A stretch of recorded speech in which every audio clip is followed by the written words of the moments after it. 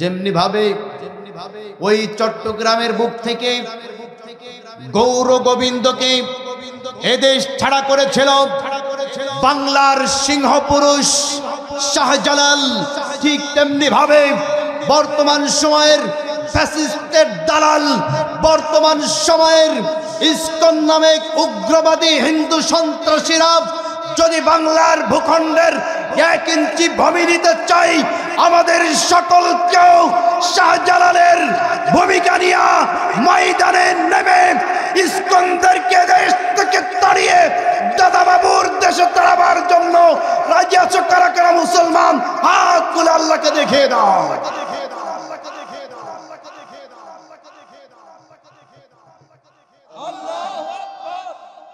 ছুটে আয় শাহজালালের নির্ভীক সৈনিকেরা, খতম করো ইসকনের এই চালাচা মুন্ডা গোলা। ছুটে আয় শাহজালালের নির্ভীক সৈনিকেরা, খতম করো ইসকনের এই চালাচা মুন্ডা গোলা। অলিদের এই ভূমিতে বিপ্লবেরই মশাল জ্বালা, অলিদের এই ভূমিতে বিপ্লবেরই মশাল জ্বালা। ছুটে আয় শাহজালালের নির্ভীক সৈনিকেরা, খতম করো ইসকনের এই চালাচা মুন্ডা গোলা। শাহজালালের স্বপ্ন ছিল আল কোরআনের জ্বলবে আলো, ঠিক কিনা? আল্লাহর জমিনে আল্লাহর দ্বীন প্রতিষ্ঠিত হোক, কায়েম হোক, আপনারা চান? আল্লাহর জমিনে আল্লাহর কোরআন দিয়ে রাষ্ট্র চলুক, কারা কারা চান? হাত তুলে আল্লাহকে দেখান। যারা নাকি আল্লাহর জমিনে আল্লাহর কোরআন প্রতিষ্ঠিত হোক এটা চায় না, এরা চোর। যারা নাকি আল্লাহর জমিনে আল্লাহর দ্বীন প্রতিষ্ঠিত হোক এটা চায় না, এরা সন্ত্রাস। যারা নাকি আল্লাহর জমিনে আল্লাহর দ্বীন প্রতিষ্ঠিত হোক এটা চায় না, এরা জেনাকারী। যারা নাকি আল্লাহর জমিনে আল্লাহর দ্বীন প্রতিষ্ঠিত হোক এটা চায় না, এরা হারামখোর, সুদখোর। যারা নাকি আল্লাহর জমিনে আল্লাহর দ্বীন কায়েম হোক এটা চায় না, বুঝতে হবে এরাও গতবারের ফ্যাসিস্টের মতন জনগণের হকগুলোকে নষ্ট করে দেশের টাকা লুটপাট করে এরাও বিদেশে পাচার কম করবে না, ঠিক কি না? কারণ কোরআনের মধ্যে চোরের পক্ষে আয়াত আছে না বিপক্ষে আয়াত? যারা কোরআনের আইন চায় না, বুঝতে হবে ও নিজে চোর নয়, দলের লোক চোর। যারা নাকি কোরআন চায় না, ভালো করে বুঝবেন এই কোরআনে ধর্ষণকারীর পক্ষে আয়াত না বিপক্ষে? বিপক্ষে আয়াত কিনা? যারা কোরআনের আইন চায় না, বুঝতে হবে হয় নিজে ধর্ষক জেনাকারী, না হয় ও দল অথবা দলের লোক ধর্ষণকারী, ঠিক কিনা? আমার ভাইরা, কোরআনের মধ্যে হারামখোর, সুদখোরের বিরুদ্ধে আয়াত নাকি পক্ষে আয়াত? বিরুদ্ধে আয়াত। যারা নাকি আল্লাহর জমিনে কোরআন প্রতিষ্ঠিত হোক এটা চায় না, ও হারামখোর, সুদখোর, এই কারণে কোরআনের আইন চালু হতে দিতে চায় না, ঠিক কিনা জোরে বলেন? এবার যারাই দেখবেন এই সমাজে কোরআনের আইন চালু হোক, কোরআনের আইন দেওয়া রাষ্ট্র চলুক, এর বিরোধিতা করে, বুঝবেন ও গতবারের চাইতে এবার আরো খারাপ কাজ করতে এসেছে, ঠিক কিনা জোরে বলেন? শাহজালালের স্বপ্ন ছিল আল কোরআনের জ্বলবে আলো, শাহজালালের স্বপ্ন ছিল আল কোরআনের জ্বলবে আলো। সে আলো ছড়িয়ে দিতে, সে আলো ছড়িয়ে দিতে বিপ্লবেরই মশাল জ্বালা। ছুটে আয় শাহজালালের নির্ভীক সৈনিকেরা, খতম করো গোবিন্দরই চালাচা মুন্ডা গোলা। ছুটে আয় শাহজালালের নির্ভীক সৈনিকেরা, খতম করো ইসকনের এই চালাচা মুন্ডা গোলা। শাহজালালের পাক ভূমিতে আসে যারা ভাগ বসাতে, শাহজালালের পাক ভূমিতে আসে যারা ভাগ বসাতে। রুশ ভারতের দালাল ওরা, রুশ ভারতের দালাল ওরা, পরা ওদের জুতার মালা, ঠিক কিনা? ঠিক কিনা? এদেশে ভারতের দালালি আমরা বহু দেখেছি, আমরা আর ভারতের দালালি দেখতে চাই না, ঠিক কিনা জোরে বলেন? আমরা কোন দালালদেরকে আর এই বাংলার জমিনে ঠাঁই দিতে পারি না, কথা বলেন ঠিক কিনা? শাহজালালের পাক ভূমিতে আসে যারা ভাগ বসাতে, শাহজালালের পাক ভূমিতে আসে যারা ভাগ বসাতে। রুশ ভারতের দালাল ওরা, রুশ ভারতের দালাল ওরা, ইসকনের চালা ওরা, পরা ওদের জুতার মালা। ছুটে আয় শাহজালালের নির্ভীক সৈনিকেরা, খতম করো ইসকনের এই চালাচা মুন্ডা গোলা। ছুটে আয় শাহজালালের নির্ভীক সৈনিকেরা, খতম করো গোবিন্দরে চালা চামুন্ডা গোলা। অলিদের এই ভূমিতে বিপ্লবেরই মশাল জ্বালা, অলিদের এই ভূমিতে বিপ্লবেরই মশাল জ্বালা। ছুটে আয় শাহজালালের নির্ভীক সৈনিকেরা, খতম করো গোবিন্দরে চালা চামুন্ডা গোলা। ছুটে আয় শাহজালালের নির্ভীক সৈনিকেরা, খতম করো ইস্কনের চালা চামুন্ডা গোলা। আপনার আমার জীবনের মালিক কে? আবার আপনাকে আমাকে মৃত্যু দিবেন কে? আমাদেরকে আবার কার দরবারে ফিরে যেতে হবে? তাহলে এই জমিন যার, আইন চলবে কার? এই জমিন আইন চলে কার? আল্লাহর আইন চলে। আল্লাহর আইন দেয়া যদি দেশ না চলে, জমিন না চলে, এই জমিন কি সুষ্ঠুভাবে পরিচালিত হতে পারে? আসতে বলবেন না পারে? পারে। এজন্য আমরা যেহেতু সকলে সচেতন এবং বুদ্ধি স্বয়ং সম্পূর্ণ মানুষ, ঠিক কিনা? যারা সচেতন এবং বুদ্ধি স্বয়ং সম্পূর্ণ মানুষ, আমরা কখনো যেটা সত্য এর বিপরীত কথা বলতে পারি না, ঠিক কিনা? যারা বলেন তাহলে সত্য কোনটা? আল্লাহ যেটা বলেছেন, ঠিক কিনা? মান ক্বালা বিহি সাদাকা, যে আল্লাহর কথা বলে সেই সত্য কথা বলে। তাহলে আল্লাহ যেটা বলেছেন সেটাই সত্য, আর আল্লাহ যা বলেন নাই, মানুষ আল্লাহর বিপরীত যেটা বলেছে সেটা মিথ্যা, ঠিক কিনা? যারা বলেন আমার ভাইয়েরা, আমার বন্ধুগণ, আল্লাহ রাব্বুল আলামিন এই পৃথিবীর বুকে মানুষ পাঠাবার পরে আল্লাহ বলছেন আলা লাহুল খালকু ওয়াল আমরু ফাতাবারাকাল্লাহু রাব্বুল আলামিন। জোরে বলুন আল্লাহু আকবার। আমার বান্দারা তোমরা শোনো, আলা লাহুল খালকু, নিশ্চয় অবশ্যই কোনো সন্দেহ নাই, কেউ সন্দেহ করার অবকাশ রাখে না। যিনি সৃষ্টি করেছেন, বলেন তো সৃষ্টি করেছেন কে? আল্লাহ নিজেই বলছেন ওয়াল আমরু, সৃষ্টি যার, এই জমিনের বুকে আইন চলবে তার। সুবহানাল্লাহ। যিনি সৃষ্টি করেছেন তার আইন যদি এই সমাজের বুকে চলে, আল্লাহ পাক বলছেন তাবারাকাল্লাহু রাব্বুল আলামিন, আমার আইন দিয়া যদি, আমার কোরআন দিয়া যদি এই সমাজ চালাইতে পারো, আমার হুকুম দিয়া যদি রাষ্ট্র চালাইতে পারো, তাহলে আমি রবের পক্ষ থেকে আমার ভান্ডারে যত প্রকার খাজানা আছে, যত রহমত আছে, যত বরকত আছে, সমস্ত রহমত এবং বরকতের সমস্ত দরজাগুলা আমি আল্লাহ ওই জাতির জন্য খুলে দেব। সুবহানাল্লাহ। আমার ভাইয়েরা, আপনারা ইতিপূর্বে দেখেছেন আফগানিস্তানের ভূখণ্ড থেকে যখন আমেরিকান প্রভুদেরকে হটিয়ে দেওয়া হলো, আফগানিস্তান যখন ইসলামী রাষ্ট্র কায়েম করা হলো, এই সময় গুজব রটানো হয়ে গিয়েছে যে আফগানিস্তান এবার মারা যাবে, তারা খেতে পারবে না, না খেয়ে মারা যাবে, অর্থনৈতিক মন্দার মধ্যে পড়বে, তাদের সাথে সমস্ত বিদেশিদের কানেকশন বন্ধ হয়ে যাবে। এভাবে করে বিভিন্ন গুজব এবং ভয় যখন মুসলমানদের অন্তরের মধ্যে সৃষ্টি হয়ে গেল, আল্লাহ পাক রব্বুল আলামিন বলছেন ওয়ালাউ আন্না আহলাল কুরা আমানু ওয়াত্তাকাউ লাফাতাহনা আলাইহিম বারাকাতিম মিনাস সামাওয়াতি ওয়াল আরদ। জোরে বলুন আল্লাহু আকবার। ওয়ালাউ আন্না আহলাল কুরা, এই জনপদের যে অধিবাসীগণ আমানু, পূর্ণাঙ্গ রূপে আমি আল্লাহর উপরে বিশ্বাস করতে পারবে, এবং ওয়াত্তাকাউ, আমার উপর বিশ্বাস করার পরে সমস্ত পাপ ছেড়ে দিবে, পাপের কাজ ছেড়ে দিয়ে তাগুতের সাথে সম্পর্ক ছিন্ন করে যদি আমি আল্লাহর দিন, আল্লাহর জমিনে প্রতিষ্ঠিত করতে পারে, লাফাতাহনা আলাইহিম, আমি তাদের জন্য খুলে দেই বারাকাত, সমস্ত বরকতের দরজা। মিনাস সামা, আসমানের যত প্রকার খাজানা আছে, বরকত আছে, সমস্ত বরকত আমি আল্লাহ খুলে দেই। ওয়াল আরদ, জমিনের বুকে যত প্রকার খাজানা আছে, বরকত আছে, সমস্ত বরকত এবং রহমত আমি আল্লাহ পাক রব্বুল আলামিন তাদের জন্য ওপেন করে দেই। কোন সুবহানাল্লাহ। আমার ভাইয়েরা, আমরা তার নজির দেখতে পেয়েছি।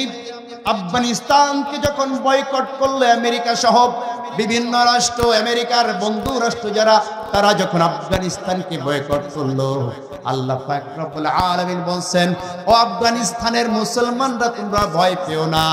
ইতিপূর্বে আমি তোমাদের জন্য যেটা জমিনের নিচে রেখে দিয়েছিলাম, জমিন খুঁড়ে দেখো, খুঁড়বা, স্বর্ণের ব্যবস্থা আমি আল্লাহ করে দেব। সুবহানাল্লাহ। আমার ভাইয়েরা, শুধু তাই নয়, আমানু ওয়াত্তাকাউ, যারা নাকি আল্লাহর উপর বিশ্বাস করবে, ঈমান আনবে, ঈমান আনার পর আল্লাহর জমিনের দিন কায়েমের কারণে ওই আফগানিস্তান যখন মানুষের হক নষ্টকারী, মানুষকে দুর্বলকারী, মানুষকে নেশা দ্রব্য পানকারী আফিম চাষগুলাকে বন্ধ করে দিল, ওরা আবারও বলা শুরু করলো, আফগানিস্তানটা চলে তো আফিমের টাকায়, আফিম বন্ধ করেছে, আফগানিস্তানের দুর্ভিক্ষ তৈরি হবে। বলেছিল কি বলে নাই? আমার ভাইয়েরা, যখন তারা এটা প্রোপাগান্ডা চালাচ্ছিল, আল্লাহ পাক রব্বুল আলামিন বলেন, বারাকাতুম মিনাস সামাই ওয়াল আরদ, আল্লাহ তুমি আমার হয়ে গিয়েছো বান্দা। আল্লাহ বলেন, বান্দা তুমি আমার হয়ে গিয়েছো, আমি আল্লাহ তোমার হয়ে গেলাম। আফিম চাষ বন্ধ করেছো, তোমার ডালিমের মধ্যে আমি এমন ফলন বৃদ্ধি করে দিলাম, তোমার ডালিমের রস বিক্রি করবে, নিজের দেশের মানুষ খাবে, বাইরে বিক্রি করে যে মুনাফা পাবে, আফিমের চাইতো ডবল ডবল বেশি মুনাফা আমি আল্লাহ তোমার জন্য দান করে দিব। আমার ভাইয়েরা, আমার বন্ধুগণ, এবার আমেরিকা দেখলো কোনো কিছুতেই তো তাদেরকে ঠেকাইতে পারছি না। আমেরিকার ব্যাংকে, বিশ্ব ব্যাংকে যে রিজার্ভটি জমা ছিল আফগানিস্তানের জন্য, রিজার্ভের টাকাগুলো সব আমেরিকা বন্ধ করে দিল। বন্ধ করে দেওয়ার মাসখানিক যেতে না যেতে উপমহাদেশে, বিশ্বের বুকে আফগানিস্তানের মুদ্রার দাম সবচাইতে আল্লাহ বেশি বৃদ্ধি করে দিলেন। কোন সুবহানাল্লাহ। এজন্যই তো আল্লাহ বলেছেন, আলা লাহুল খালকু ওয়াল আমরু, যদি যার সৃষ্টি তারাই এই জমিনে প্রতিষ্ঠিত হয়ে যায়, তাবারাকাল্লাহু রাব্বুল আলামিন, সমস্ত রহমত এবং বরকতের দরজা আল্লাহ পাক রব্বুল আলামিন ওই জনপদের মানুষের জন্য আল্লাহ ওপেন করে দেয়। কোন সুবহানাল্লাহ। আমার ভাইরা, আমরা তো সেই জাতি যে জাতি আল্লাহর উপরে বিশ্বাস করে কাজ করে, ঠিক কি নজরে বলেন? সুতরাং তোমরা দাদা বাবুরা আমাদেরকে ভয় দেখাও, পেঁয়াজ দিবা না, আলু দিবা না। আরে বেটা, তোরা কাদেরকে পেঁয়াজের আলুর ভয় দেখাস?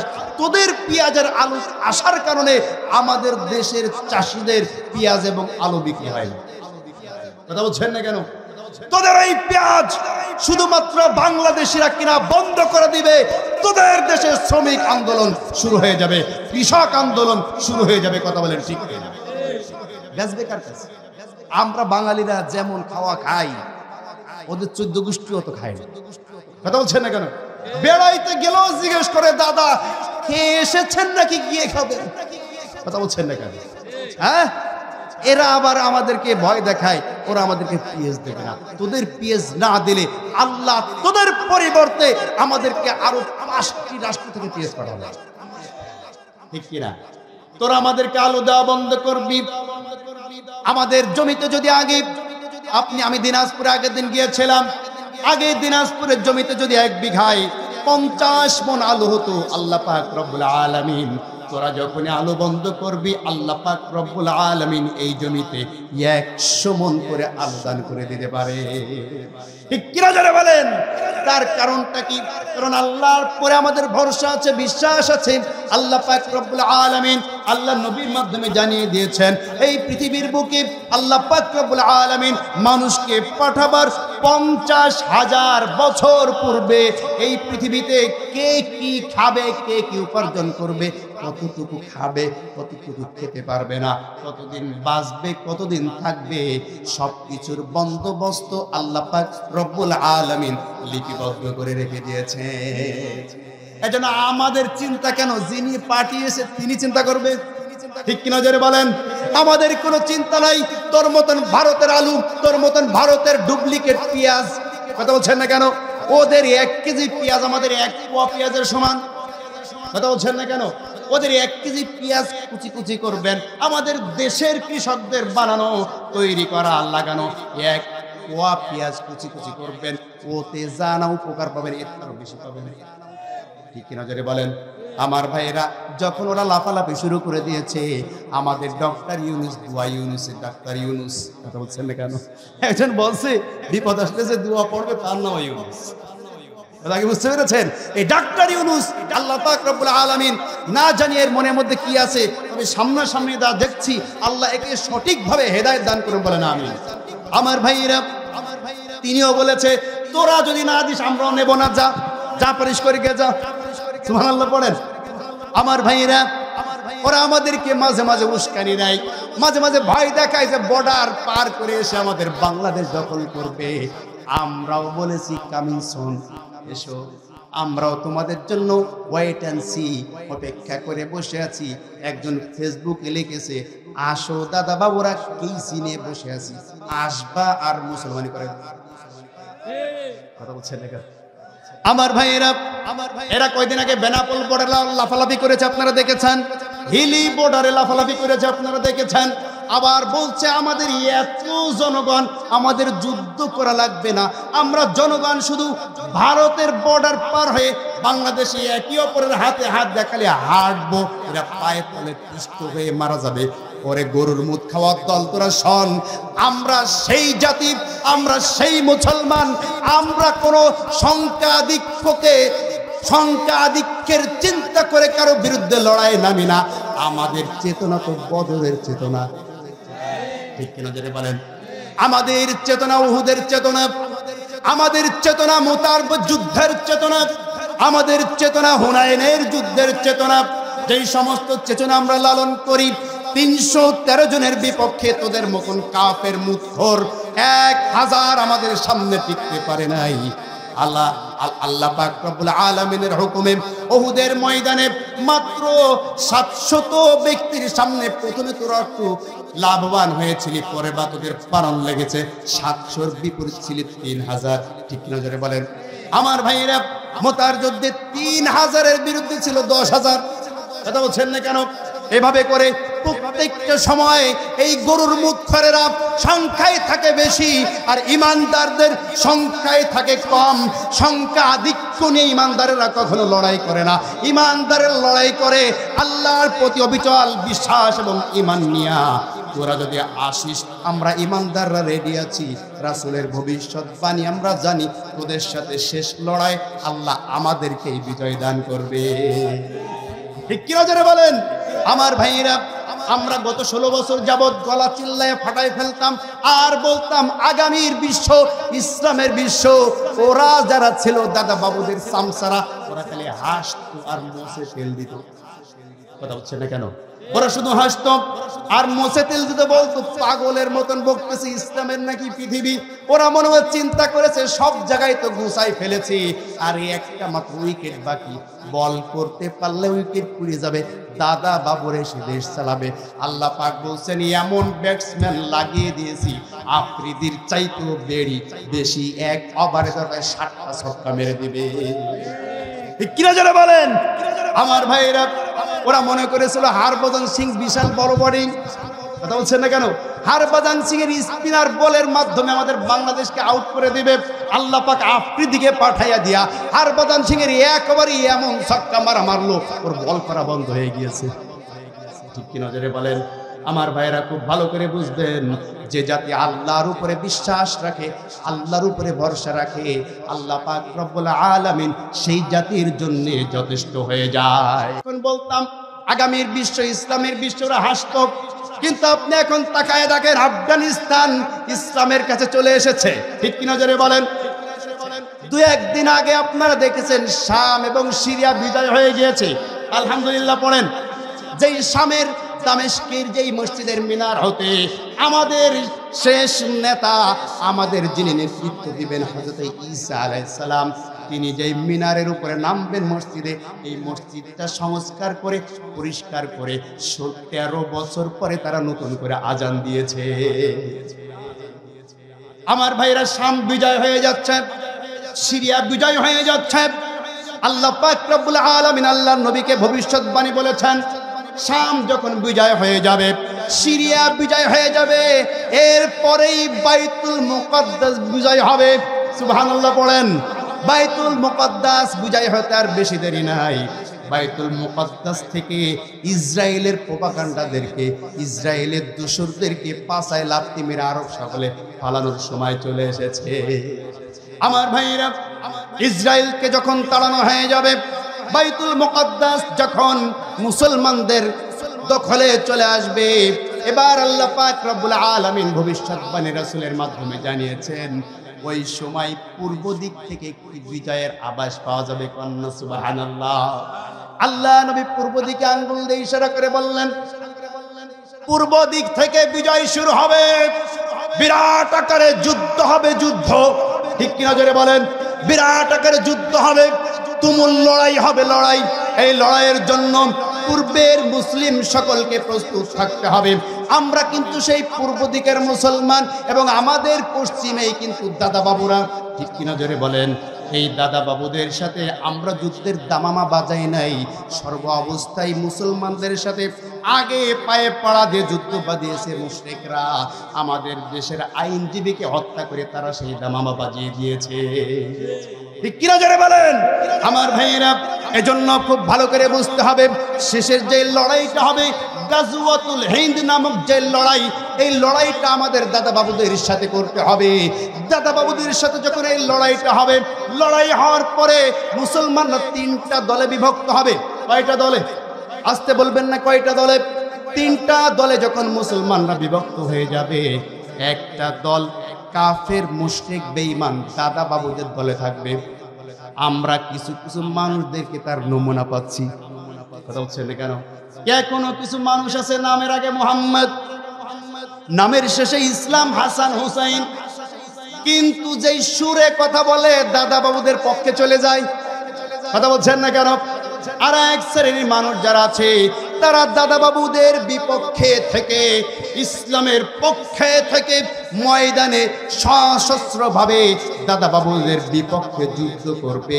এরা হচ্ছে ঈমানদারদের দল। সুবহানাল্লাহ পড়েন। আর এক দল হবে, তৃতীয় যেই দলটি হবে, এরা মাঝখানে বসে থাকবে। কি করবে? মাঝখানে বসে থাকবে। এরা মনে চিন্তা করবে, যদি মুসলমানদের বিজয় হয়, আমরা বলবো আমরা তোমাদের সাথে ছিলাম। আর যদি কাফেরদের বিজয় হয়, আমরা গিয়ে বলবো দাদা তোমাদের সাথে আমরা 2-1 গ্লাস মুখ খেয়ে দেখাচ্ছি, আমরা তোমাদের দল। কথা বলছেন না কেন? আমার ভাইরা, আল্লাহর নবী বলেন, এই যে 3টা দল হবে, এই 3টা দলের 2টা দলই জাহান্নামী। নাউজুবিল্লাহ পড়েন।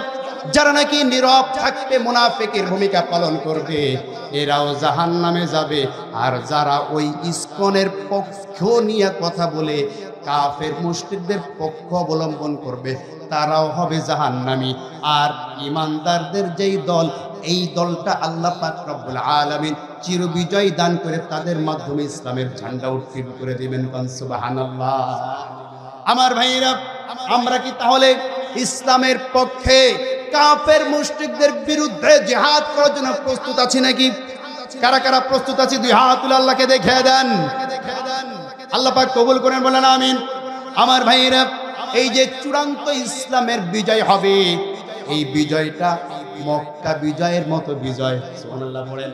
এবং আল্লাহর নবী বলেছেন, এই যে হিন্দুস্তানের সাথে মুসলিমদের যে যুদ্ধ হবে, এই যুদ্ধে যারা শরীক হবে, বদরের যুদ্ধে শরীক হয়ে সাহাবীরা যেই সব অর্জন করেছে, যেই মর্যাদা লাভ করতে পেরেছে, হিন্দুস্তানের সাথে মুসলিমদের যুদ্ধে যারা শরীক হতে পারবে, তাদেরকে আল্লাহ বদরি সাহাবীদের মতো মর্যাদা দান করে দেবেন। সুবহানাল্লাহ। আমার ভাইরা, আমার বন্ধুগণ, খুব ভালো করে বুঝতে হবে, এই যে ইসলামের চূড়ান্ত বিজয় যখন হয়ে যাবে, এক শ্রেণীর মানুষ দেখবেন দলে দলে ইসলামের মধ্যে প্রবেশ করা শুরু করবে। ঠিক কিনা জোরে বলেন? আল্লাহ পাক রব্বুল আলামিন এই মক্কা বিজয়কে সামনে নিয়ে, মক্কা বিজয়ের সুসংবাদ দিয়া আল্লাহ নবীর সামনে একটি সূরা নাজিল করেছেন। আমি আপনাদের সামনে সেই সূরাটি তেলাওয়াত করেছি। সূরাটির নাম হচ্ছে সূরাতুন নাসর। কোন সূরা? সূরাতুর নাসর। আল্লাহ পাক রব্বুল আলামিন এই সূরাটি নাজিল করার প্রেক্ষাপট হচ্ছে আল্লাহ নবী যখন ৮ম হিজরিতে মক্কা নগরীতে প্রবেশ করলেন, প্রবেশ করে বিনা রক্তপাতে মক্কা নগরী যখন দখল হয়ে গেল, ইসলামের ছায়াতলে যখন চলে আসলো, আল্লাহ পাক বলেন, ও নবী তুমি শোনো, তুমি যখন চূড়ান্ত বিজয় লাভ করে ফেলবে, দলে দলে দেখবে মানুষ তোমার ইসলামের ছায়াতলে আসবে, তখন তোমার ভূমিকা যাতে স্বৈরাচারী উগ্রবাদী মেজাজ খারাপের ভূমিকা না হয়, তোমার ভূমিকা হবে সহনশীল নমনীয়, সকলকে তুমি মাফ করে দিয়া ইসলামের মধ্যে প্রবেশ করিয়ে নিবে। কান সুবহানাল্লাহ। আল্লাহ পাক বলছেন, ইজা জা নাসরুল্লাহি ওয়াল ফাতহু ওয়া রাআইতান নাস ইয়াদখুলুনা ফি দীনিল্লাহি আফওয়াজা ফাসাব্বিহ বিহামদি রাব্বিকা ওয়াস্তাগফির ইন্নাহু কানা তাওয়াবা। জোরে বলুন আল্লাহু আকবার। ইজা জাআ, যখন তুমি দেখতে পাবে মানুষ, যখন দেখতে পাবে নাসরুল্লাহ, আল্লাহর পক্ষ থেকে তোমাকে সাহায্য করা হচ্ছে, আল্লাহর পক্ষ থেকে সাহায্য হলে এটা যারা ঈমানদার তারা বুঝতে পারে, ঠিক কিনা যারা বলেন? যারা নাকি ঈমানদার তারা ঠিকই বুঝতে পারে। আপনারা 5ই আগস্টের যে আন্দোলন যারা দেখতে পেয়েছেন তারা একটু উপলব্ধি করেন, একটুখানি চিন্তা করেন। 5ই আগস্ট সকালবেলায় ঢাকায় কিন্তু কোনো মানুষ ছিল না, ছিল নাকি? 5ই আগস্ট সকালবেলায় কোনো ঢাকায় কোনো মানুষ নেই। ঢাকার রাজপথে এমন কোনো অলিগলি নাই যে অলিগলি ফাঁকা, খালি পুলিশের দখলে, ঠিক কিনা যারা বলেন? সকালে 11টা বাজে, ওই সময়ও কোনো মানুষ নাই। এরপর আমরা খোঁজ নিয়ে দেখেছি ঢাকায় আন্দোলনরত ছাত্র যারা ছিল, ইউনিভার্সিটির ছাত্র, এলাকার ছাত্র যারা, তারা অধিকাংশ বাড়ি চলে এসেছে, ঠিক কিনা যারা বলেন? কিন্তু 12:30 যখনই বেজেছে, 12:30 বাজার সঙ্গে সঙ্গে লক্ষ লক্ষ মানুষের মাথা দেখা যায়, মাথা, সুবহানাল্লাহ পড়েন। লক্ষ লক্ষ মানুষের মাথা যখন দেখা গেল, তখন মানুষ সব আতঙ্কিত হয়ে গেল, সেনাবাহিনীরা আতঙ্কিত হয়ে গেল। রাষ্ট্রীয় সরকারের অর্ডার তারা আর ফলো করতে পারল না। তারা মানুষের নিরাপত্তা দেওয়ার জন্য এই পৃথিবীর বুক থেকে স্বৈরাচারকে বিদায় করে আল্লাহ পাক রব্বুল আলামিনের কোরআনের জন্য ভূমিটা ছেড়ে দিল। কোন সুবহানাল্লাহ। আমার ভাইয়েরা, আমার বন্ধুগণ, বদরের প্রান্তরও ঠিকই একই ঘটনা সংঘটিত হয়েছিল।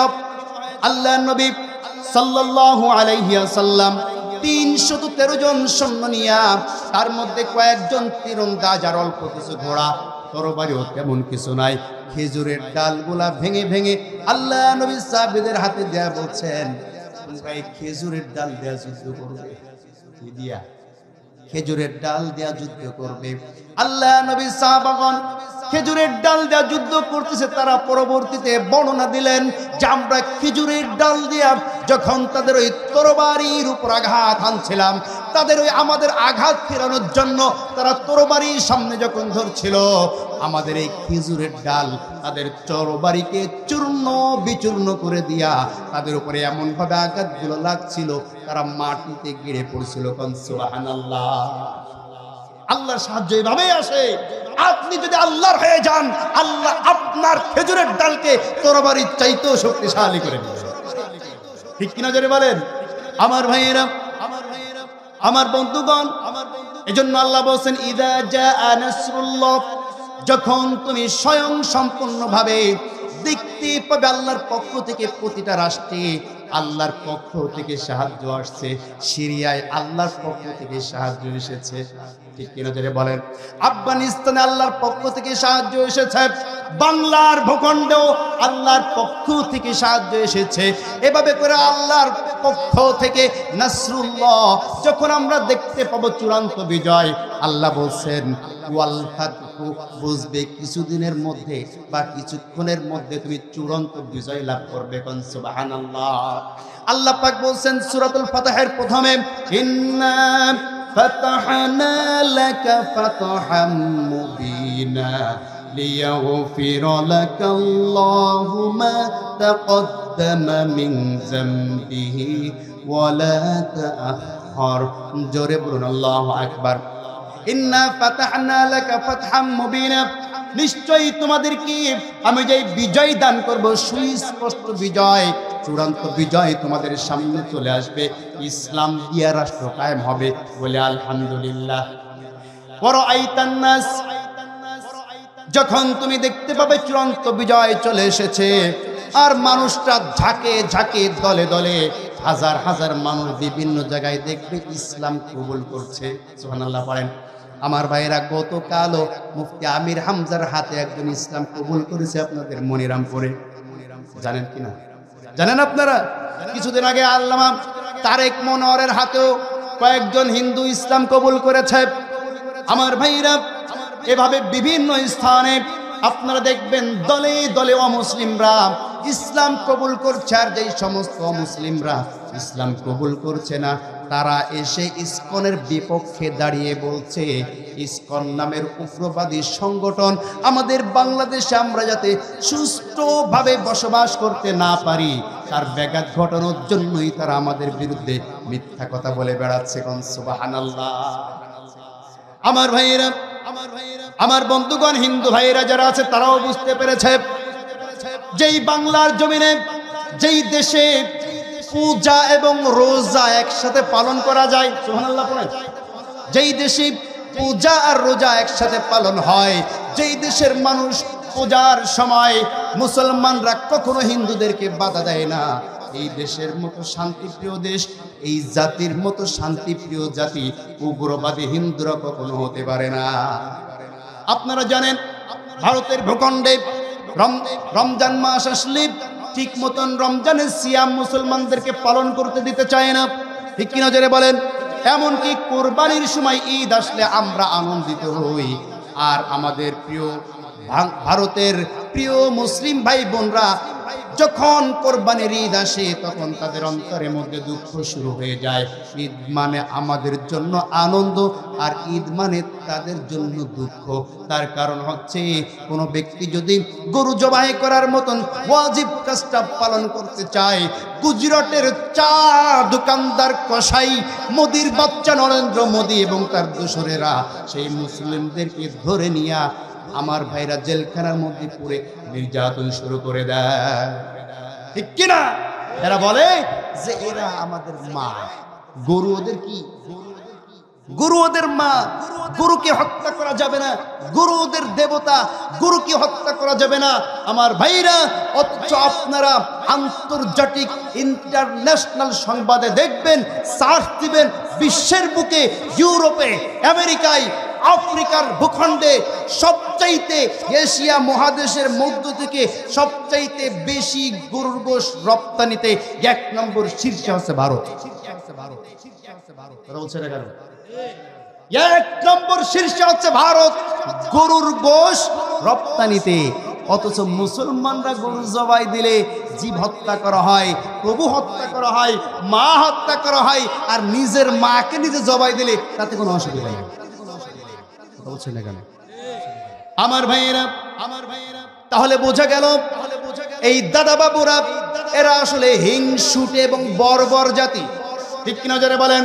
এরা মুসলমানদের সাথে হিংসামি করে কেবলমাত্র এরা যাতে এদের ঠিক মতন ধর্ম পালন করতে না পারে, ইবাদত সঠিকভাবে করতে না পারে, এই কারণেই মিথ্যা গুজব ছড়িয়ে হিন্দুদেরকে উস্কানি দিয়া গরু জবাই করলে তাদেরকে শাস্তি দেয়, অথচ নিজেরাই সবচাইতে বেশি গরু গোশত বিক্রি করে দেয়, ঠিক কিনা? এরা সর্ব অবস্থায় এরা আবার আমাদেরকে আসে যে সাম্প্রদায়িক দাঙ্গা যাতে আমাদের দেশে না হয়, ওরা আবার খবর নিতে আসে। কথা বলছেন না কেন? আমার ভাইয়েরা, বাংলাদেশের কোন মুসলমান কোন হিন্দুদের মন্দির দখল করেছে এমন কোন নজির কেউ দেখাইতে পারবে না? পারবে নাকি? এমন কোন নজির নাই। যা দেখিয়েছে এরা সব মিথ্যাবাদী। এবং এই মলম বিক্রেতা একটা দেখেছেন তো, মলম বেচে, ওদের একটা ইন্ডিয়ান একটা যে সংবাদ দেয় দেখেন না, মলমের মতন মলম পেছন খালি লাফায়, বান্দরের মতন খালি লাফায়, চেহারাও দেখতে বান্দরের মতন। কথা বলছেন না কেন? এই মলম বিক্রেতা বেয়াদব এতদিন মিথ্যা কথা ছড়িয়েছে। আজকে দেখলাম ভারতের মিডিয়া ব্যক্তিত্ব যারা, ভারতের ওর কথা শুনে যারা লাফিয়েছে, তারাই ওর বিরুদ্ধে মানববন্ধন করেছে। তো ওই বেয়াদবের কারণে আজকে আমাদের এই অবস্থা। ঠিক কিনা জোরে বলেন? মমতা বন্দ্যোপাধ্যায় সেও কয়দিন মোদির সুরে সুর দিয়া সে বলেছে ওপারে হিন্দুদের উপরে খুব চরম নির্যাতন হচ্ছে, বাংলার উড়িষ্যা থেকে আমরা চলে যাব। আজকে সেই মমতা বলছে যে এই মিথ্যাবাদী, এই যে মলম বিক্রেতা, এর কারণে আজকে আমরা এই বিপদে পড়েছি। সুবহানাল্লাহ বললেন না? এই ইশারাটা কার? এই খেলাটা কার? এটাও আল্লাহর পক্ষ থেকে ফাতহুম মুবিন, সুস্পষ্ট বিজয়ের গন্ধ আমরা পাচ্ছি। আল্লাহ সুবহানাল্লাহ। আমার ভাইরা, আমার বন্ধুগণ, খুব ভালো করে বুঝতে হবে। এই জন্য আল্লাহর নবী সাল্লাল্লাহু আলাইহি ওয়াসাল্লাম দলে দলে যখন মানুষরা ঝাঁকে ঝাঁকে ইসলাম গ্রহণ করতে আসলো, আল্লাহর নবীকে আল্লাহ জানিয়ে দিলেন তারা যেহেতু ইসলাম কবুল করতে এসেছে তুমি কবুল করে নাও। তার কারণ মক্কার বুকে তারা যখন বসবাস করেছে তারা অপেক্ষায় ছিল যদি ইসলাম কবুল হয়ে যায়, তারা অন্তর থেকে ইসলাম ভালোবাসে, ইসলাম যদি কায়েম হয়ে যায়, রাষ্ট্র যদি ইসলামটা দখল করে নেয়, আমরাও ইসলামের পক্ষে সকলে ঐক্যবদ্ধ হয়ে যাব। সুবহানাল্লাহ।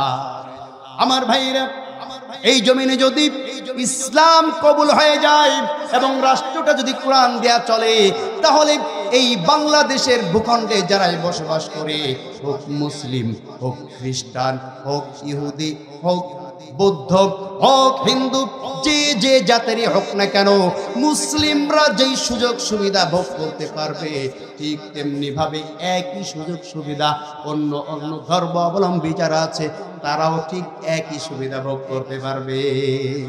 ঠিক কিনা?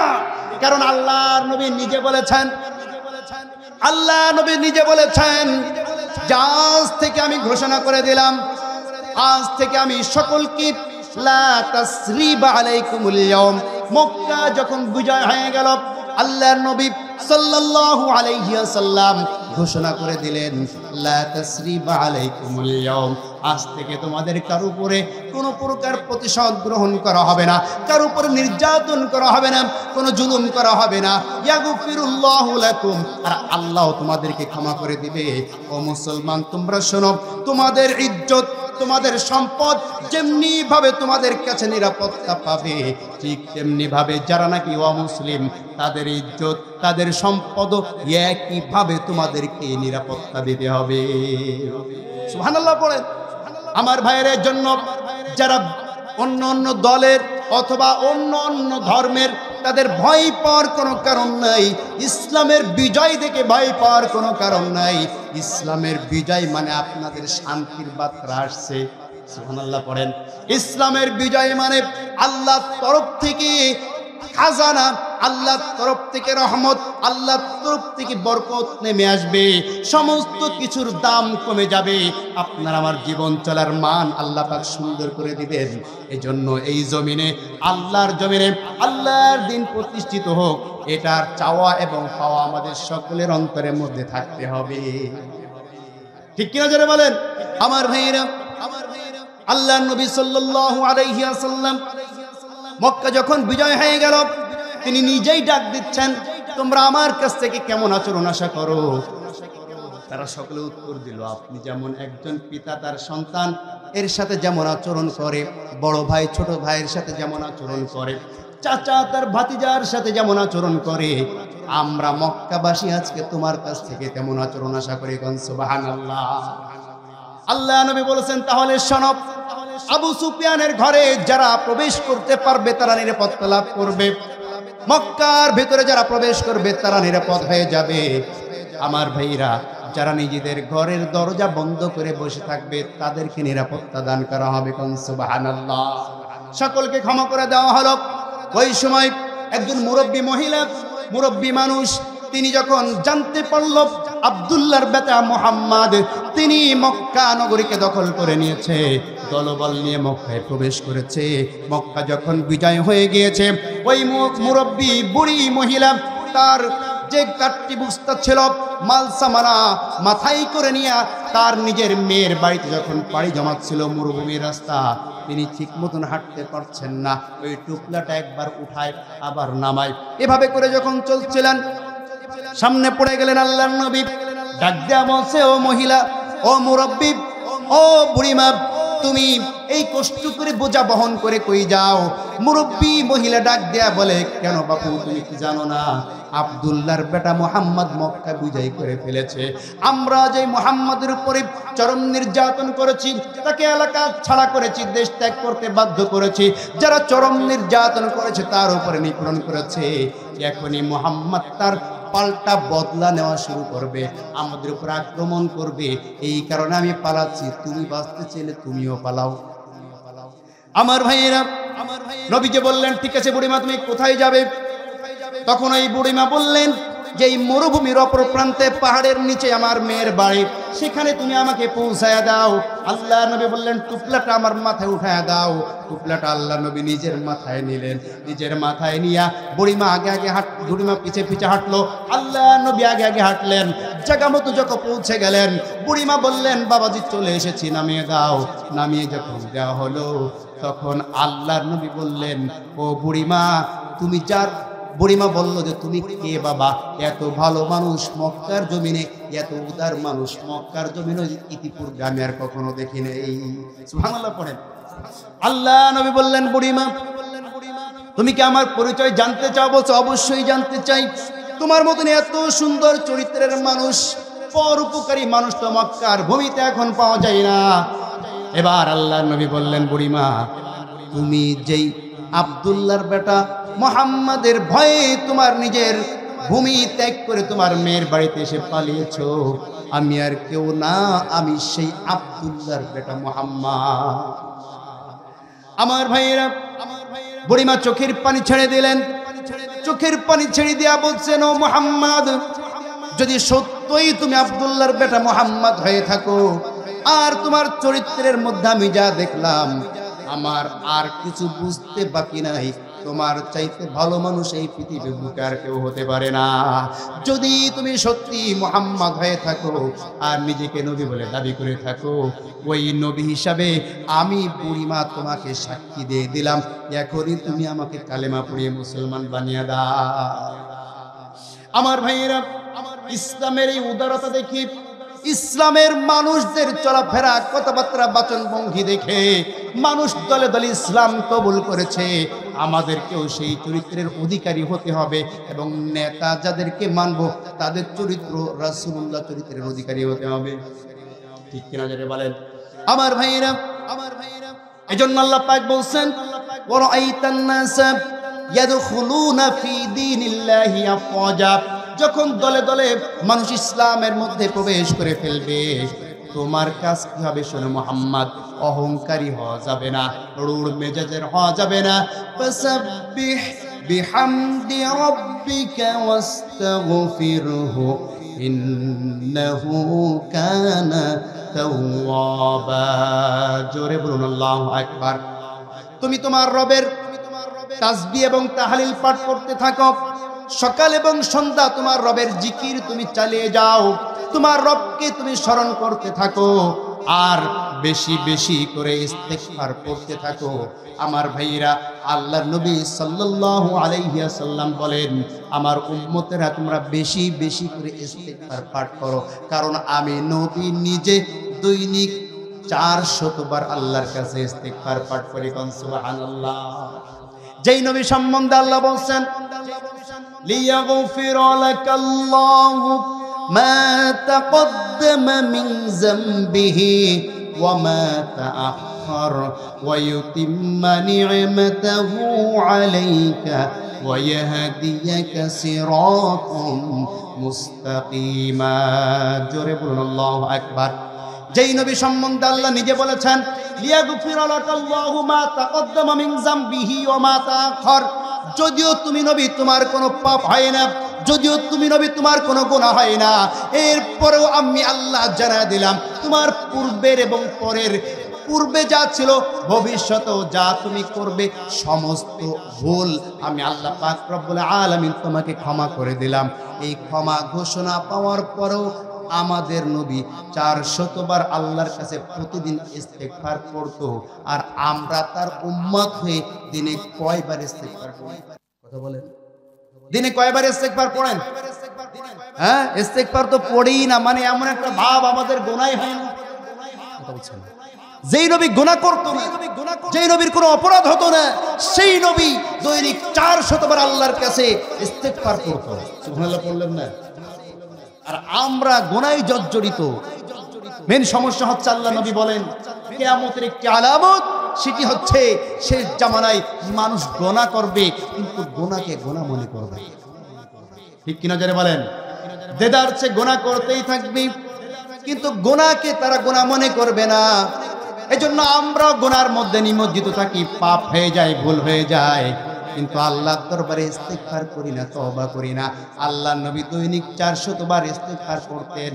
আমাদেরকে হুকুম দিয়েছেন তোমরা বেশি বেশি করে ইস্তেগফার পড়ো। তার কারণ হচ্ছে আল্লাহ পাক রব্বুল আলামিন বলেন, যদি কোনো বান্দা, যদি কোনো উম্মত আমার, যদি কোনো বান্দা বিরাট কোনো অন্যায় করে থাকে, বিরাট কোনো অপরাধ করে থাকে, যত প্রকার গুনাহ করুক না কেন, যত প্রকার পাপ করুক না কেন, পাপ হয়ে যাওয়ার পরে নিজে যদি অনুতপ্ত হয়, অনুতপ্ত হওয়ার পরে আমি আল্লাহর কাছে এসে মাপ চাই, ইস্তিগফার করে, লা তাকনাতু মির রাহমাতিল্লাহ, ইন্নাল্লাহা ইয়াগফিরুয যুনুবা জামিআ, ইন্নাহু হুয়াল গফুরুর রহিম। জোরে বলুন আল্লাহু আকবার। আমার ভাইরা, এই আয়াত যখন নাজিল হয়ে গেল, দাহিয়াতুল কলবি নামক একজন সাহাবা, সে তখন ইসলাম কবুল করেন নাই। আল্লাহ নবীর দরবারে চোখের পানি ছেড়ে দিয়া, চোখের পানি দিয়ে বুকটা ভিজানো, দাড়িটা ভিজা, ফুক করে কাঁদছে, আর আল্লাহর নবীর সামনে এসেছে, এসে বলছেন, ইয়া রাসূলুল্লাহ, ইয়া হাবিবাল্লাহ, আল্লাহ কত বড় অপরাধীকে ক্ষমা করতে পারে। সুবহানাল্লাহ বলেন। আল্লাহ কত বড় অপরাধীকে ক্ষমা করতে পারেন। আল্লাহ নবী বলেন, তুমি যদি আসমান পরিমাণ গুনাহ নিয়ে আল্লাহর সামনে দাঁড়াও, আল্লাহ পাক রব্বুল আলামিন এক আসমান পরিমাণ গুনাহ নিয়ে দাঁড়াবা, আল্লাহ 7 আসমান 7 জমিন পরিমাণ ক্ষমা নিয়ে তোমাকে এসে মাফ করে দিবে। এবার এই দাহিয়াতুল কলবি আল্লাহ নবীর কাছে বলছেন, ইয়া রাসূলুল্লাহ, আমি আপনার হাতে হাত রেখে মুসলমান হতে চাই, কালিমা পড়তে চাই, আপনি কি আমাকে কালিমা পড়াবেন নাকি? কালিমা পড়লে যদি সব পাপ মাফ হয়ে যায়, আমি এখন কালিমা পড়তে চাই। আল্লাহ নবী বলেন, আমার হাতে হাত রাখো। দাহিয়াতুল কলবি হাত দিতে গিয়ে আবার হাত সরিয়ে নিলেন। আল্লাহ নবী বলেন, কি হয়েছে? বলছে, না না নবী, কিছু না। আবারও হাত দিতে গেলেন, হাতটা সরিয়ে নিলেন। আল্লাহ নবী তৃতীয়বার তার হাতটা শক্ত করে ধরে বলছে, ও দাহিয়া কলবি, কি ব্যাপার, সমস্যাটা কি আমাকে বলো। এবার দাহিয়াতুল কলবি বলছে, ইয়া রাসূলুল্লাহ, আমার জীবনে আমি এত বড় একটি পাপ করেছি, এত বড় একটি অন্যায় করেছি, আমার মনে হয় না আল্লাহ পাক আমার মতো অন্যায়কারীকে, অপরাধীকে আল্লাহ পাক ক্ষমা করবে। আমার মনে হয় না। নবীজি বললেন, কি পাপ তুমি করেছো আমাকে বলো। এবার দাহিয়াতুল কলবি বলছেন, ইয়া রাসূলুল্লাহ, জাহিলিয়াতের যুগে এই সমাজে মেয়েদের কোনো অধিকার ছিল না, নারীদের কোনো অধিকার ছিল না। ও আমার মা বোনেরা, তোমরা শোনো, তোমরা এখন যে অধিকার খাটাও, এখন যে সুন্দরভাবে বেড়াও, তোমরা রাজনাথ রানীর মতন চলছো, তোমরা যে অধিকারটা পাও, জাহিলিয়াতের যুগে তোমাদের কোনো অধিকার ছিল না, ইসলাম তোমাদেরকে অধিকার দিয়েছে। সুবহানাল্লাহ। দাহিয়াতুল কলবি বলছে, জাহিলিয়াতের যুগে মেয়েদের কোনো অধিকার ছিল না।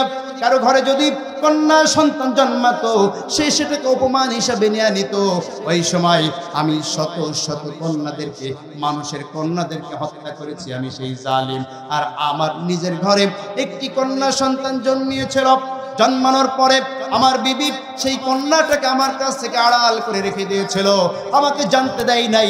এই কন্যাটা সামান্য যখন একটু বড় হয়েছে, বড় হওয়ার পরে একদিন আমার বিবি আমাকে বলছে, স্বামী, আমি তোমার কাছ থেকে একটা জিনিস গোপন করেছি। কি গোপন করেছ? আমাদের ঘরে ফুটফুটে একটা কন্যা সন্তান হয়েছে, যার চেহারা যদি তুমি একবার তাকাও, তোমার অন্তরটা ঠান্ডা হয়ে যাবে। এত সুন্দর, এত সুন্দরী আমাদের সেই কন্যাটা। আমার শোনার সঙ্গে সঙ্গে মাথা খারাপ হয়ে গেল, আগুন জ্বলে গেল মাথার মধ্যে, শরীরে আগুন ধরে গেল। আমার মনে হলো, কেমনে এই সন্তানকে আমি বাড়ি থেকে, দুনিয়া থেকে বিদায় করতে পারি, সেই পরিকল্পনা শুরু করে দিলাম। দুই একদিন কিছু না বলে স্ত্রীর সামনে আমি ভান ধরে দু একদিন পরে স্ত্রীকে বললাম, আমার মেয়েটাকে একটু ভালো করে সাজিয়ে দাও, মেয়েটাকে নিয়ে আমি একটু বেড়াইতে যাব। স্ত্রী মনে মনে ভাবলো যে স্বামী বোধহয় ভালো হয়ে গিয়েছে, মেয়েটাকে সাজিয়ে দিল। আমি মেয়েটাকে কোলে করে নিয়ে আমি যখন চলে যাচ্ছিলাম রাস্তা দিয়া, চলতে চলতে পাহাড়িয়া গুহার পাশ দিয়ে আমি যখন জঙ্গলের মধ্যে ঢুকেছি, আমার মেয়েটা ছোট্ট ছোট্ট করে কথা বলতে পারতো। আমাকে ডাক দেয়া বলছে, বাবা কোথায় নিয়ে যাও আমাকে, বাবা আমাকে বাগানের মধ্যে কেন নিয়ে যাও? মেয়ে তো তখনও জানে না যে আমি তাকে কেন বাগানে নিয়ে যাই। আমি যখন বাগার জঙ্গলের গভীরে তাকে নিয়ে চলে গেলাম, জঙ্গলের গভীরে নিয়ে আমি যখন তাকে মেরে ফেলার জন্য গর্ত খুঁজতেছি, মেয়েটা তো তখনও জানে না কার জন্য গর্ত খোঁজা হচ্ছে। ইয়া রাসূলুল্লাহ, এই গর্ত খুঁজতে গিয়া পাহাড়িয়া মাটি খুব শক্ত, আমার অনেক কষ্ট হচ্ছিল। গা দিয়ে মুখ থেকে যখন ঘাম বাহির হয়, তখন আমার ওই ছোট্ট মেয়েটা আমার এই ঘামগুলা মুখ থেকে মুছে দিচ্ছে আর বলছে, বাবা তোমার কি কষ্ট হচ্ছে? মেয়েটা তো তখনও জানে না এই গর্ত তার জন্য খোঁজা হচ্ছে। ইয়া রাসূলুল্লাহ, আমি এই গর্ত খুঁজতে খুঁজতে যখন মাটিগুলা খুঁড়ি, আমার মেয়েটাকে মাটি খুঁড়ার জন্য সেও নিজে মাটি খুঁড়ে আমাকে সহযোগিতা করে। নিজের মরণ পাদের থেকে মাটি নিজেই খোঁড়ে, অথচ নিজে তো বুঝতে পারে না এই মাটিতে আমি কাকে পুঁতে রাখতে যাচ্ছি। যখন গর্তটি খোঁচা হয়ে গেল, খুঁজে যখন আমি গর্ত থেকে বাহির হলাম, বাহির হওয়ার পরে এবার ওই মেয়েটাকে যখন গর্তের মধ্যে আমি ধাক্কা মেরে ফেলে দিলাম, আমার মেয়েটা আমাকে ডাক দিয়ে বলছে, বাবা ও গো বাবা, তুমি আমাকে মেরে ফেলো না গো বাবা, আমি বুঝতে পেরেছি তুমি আমাকে মেরে ফেলবে বাবা।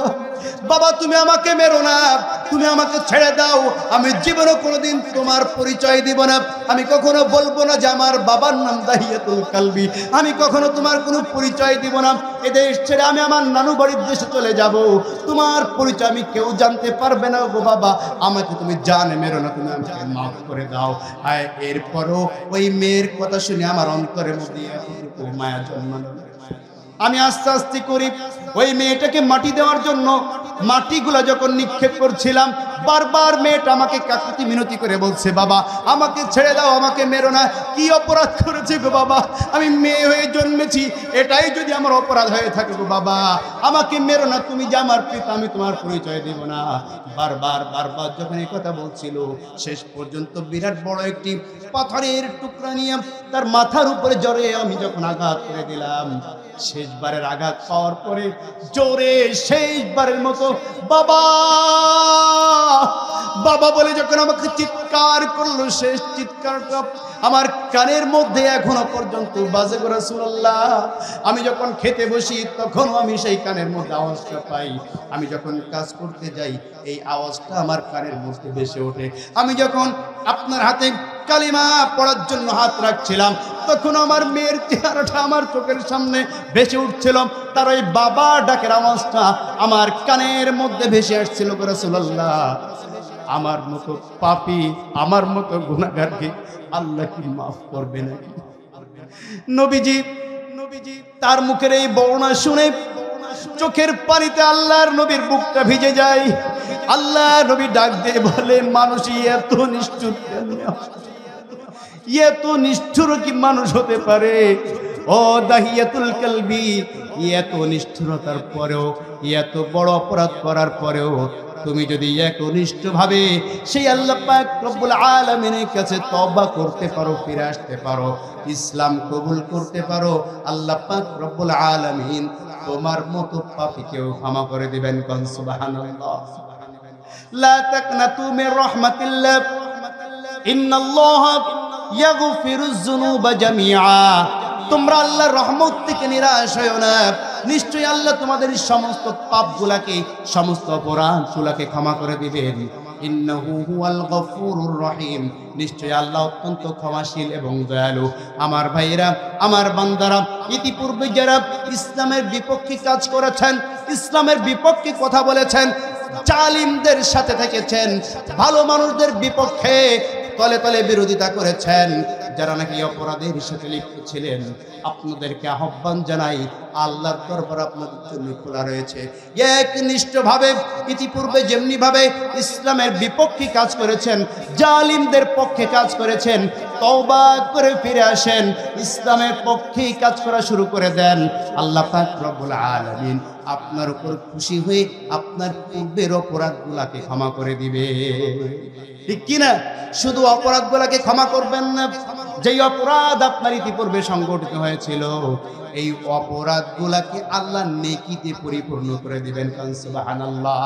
আল্লাহ পাক বলছেন, ইল্লা মান তাবা ওয়া আমানা ওয়া আমিলা আমালান সালিহান ফাউলাইকা ইউবাদদিলুল্লাহু সাইয়্যাতিহিম হাসানাত ওয়া কানাল্লাহু গফুরুর রহিমা। জোরে বলুন আল্লাহু আকবার।